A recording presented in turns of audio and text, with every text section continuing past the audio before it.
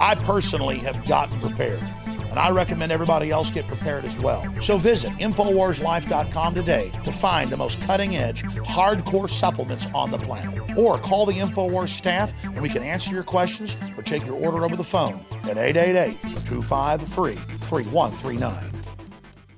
Introducing the first proprietary oxygen-based intestinal cleanser, OxyPowder. Backed by FDA-approved Phase 1, 2, and 3 clinical trials. All the toxins from the air, the food, the water, ultimately ends up in the gut or affects the gut. Take your health into your own hands and start cleansing your body today with OxyPowder. Secure your OxyPowder today at InfoWarsLife.com. That's InfoWarsLife.com. Now, as you may know, we're about 1 week away from the midterm elections, Obama's midterm. We're going to have live coverage next Monday night from 7 to 10 p.m. That's pre-election night coverage. We're also going to have live coverage the night of the election next Tuesday from 6 to 10 p.m. Central Time. That's going to be coverage, results, and analysis. Now, we're not going to just cover the horse race aspect of this or whether or not the Republicans are going to take over the Senate. There are some real issues involved in this that are going to transcend which party is in power, and it's not a real clear issue as to where the liberty issue is on the Republicans and the Democrats. We're going to lose on some issues. We may gain on some issues. A good example of this is the back and forth that's going on right now in the Senate over the CIA torture memos. Now, of course, Dianne Feinstein is no friend of liberty, but she has been fighting the CIA primarily because she's angry that they spied on her staff.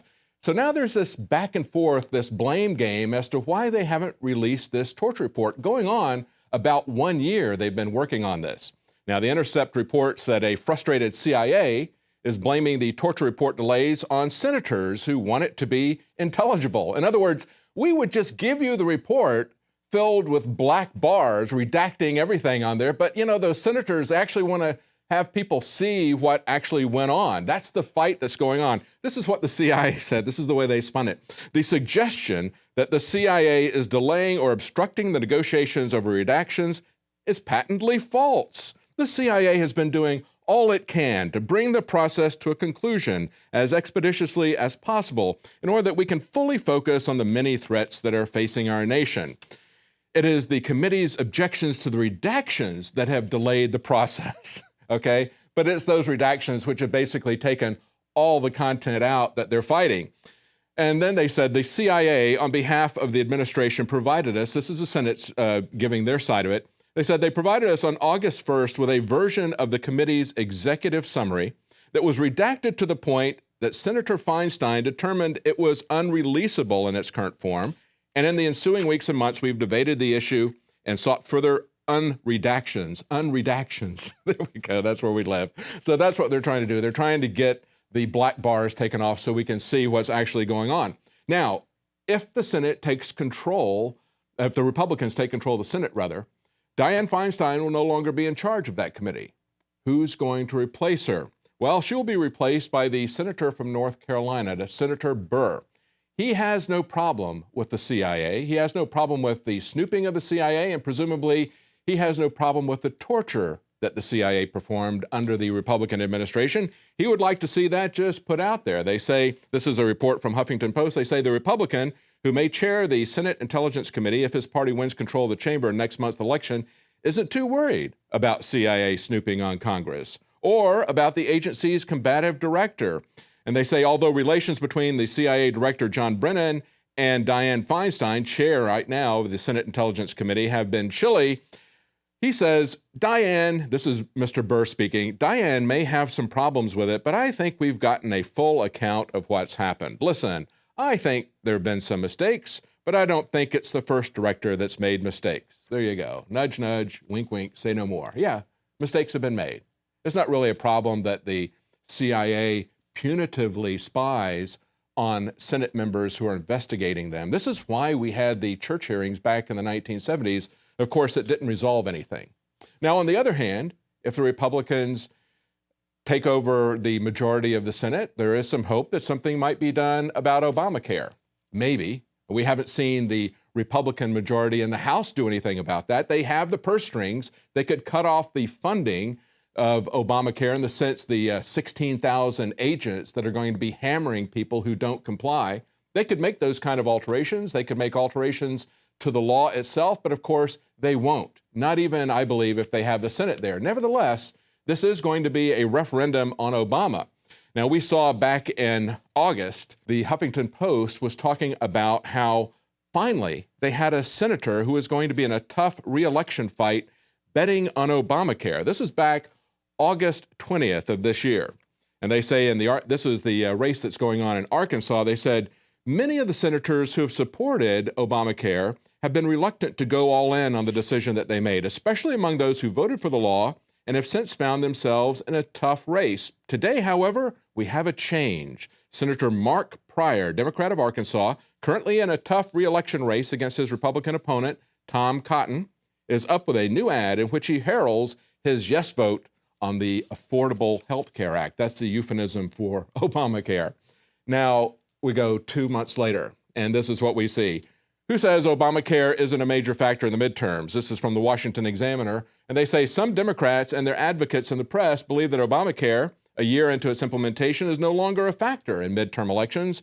But no one has told that to Republican candidates or to Republican voters. And so they mentioned this very race where the Republican has now pulled ahead of the Democrat. Looks like he is going to defeat him in that close race. And they mentioned two more. They mentioned the race in Louisiana, where Democrat Senator Mary Landrieu is being challenged by an incumbent. The Republican challenger is running an ad that features Landrieu voters who say that her support of the health care law turned them away from Democrats. One of them says, Senator Landrieu, I voted for you before, but when you voted for Obamacare, I knew I had made a mistake. Yeah, we made a mistake when we went with Obama and Obamacare. Can we do something to undo that mistake? Will it be undone if Republicans take control of the Senate, or will they just go along with this government takeover of health care?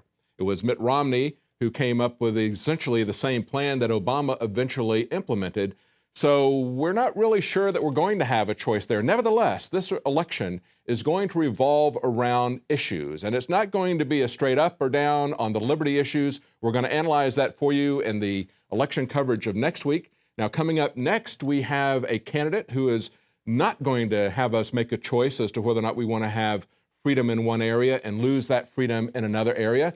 It's the Libertarian candidate for governor in Florida. He's currently polling very strong in the polls there, but of course, he's been kept out of the debates. We're going to talk to him about that and about his issues. Stay with us. We'll be right back.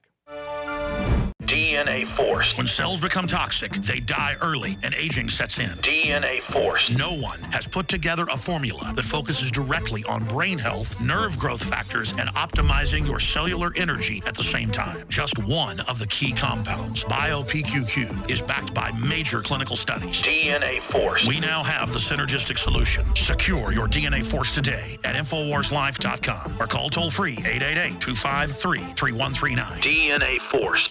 The globalist social engineers are not just targeting us with propaganda. They are manipulating our genetics. We are being targeted at every level by estrogen mimickers that lower our testosterone and other hormones and natural compounds that the body needs. After consulting top doctors, nutritionists, pharmacists, and others, we have developed what I believe is the ultimate non-GMO organic super male vitality formula sourced from powerful organic herbs and then concentrated for maximum potency. Super Male Vitality was developed to activate your body's own natural processes instead of using synthetic chemicals. Super Male Vitality by InfoWars Life is so powerful that I only take half the recommended dose. For a limited time, we are offering 15% off Super Male Vitality at InfoWarsLife.com to introduce you to this powerful supplement. Visit InfoWarsLife.com today to secure your Super Male Vitality. InfoWarsLife.com. Well, voting in America, American politics, is kind of like going shopping in a Soviet department store. If there's a choice, there's only one. You won't find that too often. Joining us today is the Libertarian candidate for governor in Florida, Adrian Wiley. Now, he's a small business owner, a veteran, radio personality, a community activist in committees and boards, and most importantly, a community activist in civil liberties. Joining us today is Adrian Wiley. The governor's race in Florida illustrates a couple of very important points. One of them is that we don't really have meaningful choices between the Republicans and the Democrats. The other one is the links that they will go to keep us from having an access to somebody else, to a Patriot Party candidate, for example. And of course, the Libertarian Party candidate represents that liberty, that patriotism that we want to see, that standing for the Constitution. And he's been shut out of the debates there, even though he's polling very high for a third-party candidate. Mr. Wiley, you've been polling between 6 and 13%. Is that correct?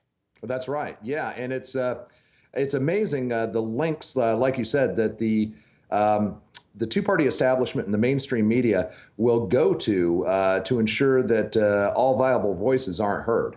Yeah, we've seen that with Ron Paul in the presidential debates the first time he ran. We saw it extensively with Gary Johnson when he ran in 2012, even though he was a two-term governor, reelected in a heavily Democrat state, running as Republican. You'd think they'd want to have him on the ticket, but they shut him out and they put somebody like Herman Cain, who'd never been elected to anything, merely pointed to the Federal Reserve. They put him in pretty much every single debate.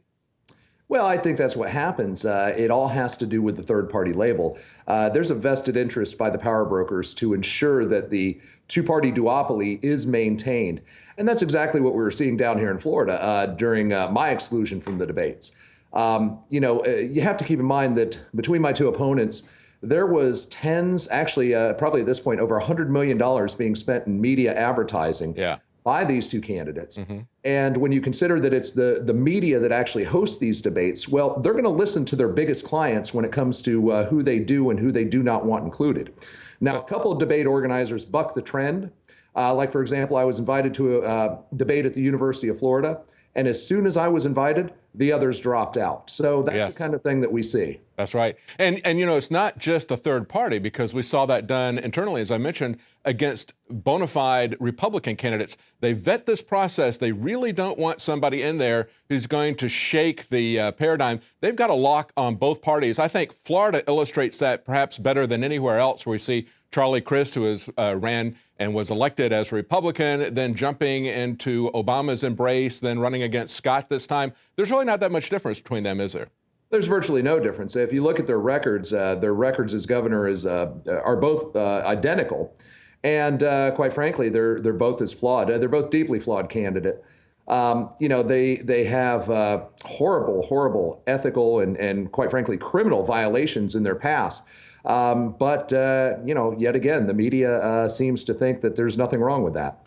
Something else that was in their past was when Charlie Crist was running for governor back in 2006, the Reform Party candidate actually got a judge to allow him in the debate. And this is the way it was reported by the mainstream media. Talk about how they're in bed with the major parties. They said the result was a rancorous mess as Lynn, the candidate was Max Lynn of the Reform Party, shouted at Crist and took 1/3 of the 1-hour debate away from the two candidates, as if it was their debate and not the people's debate. Well, it's funny that you bring that up. That was Max Lynn in 2006, and we actually recruited the same attorney that represented him to get him in the debates. But back in 2006, the criteria was set at 7% in the polls to be included in the debates. Today, we're facing just 8 years later, we're facing a percentage of 15%. That's the criteria they're requiring now for me to be included in the debates, and we just missed it. Actually, we've since crossed that threshold, but it wasn't within the arbitrary deadline that they set. So it's, they do have an absolute strong-arm technique to ensure that, third alternative voices are not heard in these debates. They keep moving the goalpost. It's like the referees are playing on that team. So, it's not 5%, then it goes to 10%. When you get to 10%, they move it to 15%. Where are they going to stop? Are you going to need to have 51% in order to get in if you're not a Republican or a Democrat? Now, one of the things that they said, and I want to move on to the issues, one of the things they said back in that 2006 debate was that still they didn't have any new territory covered on the top issues of taxes, especially property taxes. You've got an interesting proposal on property taxes. Tell us about that. That's right. I'm proposing a 100% homestead property tax exemption. And what that says is that no Floridian pays any property tax whatsoever on their primary residence. We have a candidate now, our current governor, Rick Scott, who likes to call himself a fiscal conservative, yet he is, not proposing any real tax cuts. And the best tax cut that he's come up with so far is a $25 off coupon when you renew your auto tag. There you go. So they don't want to hear substantive tax cuts. They don't want to hear real spending cuts. They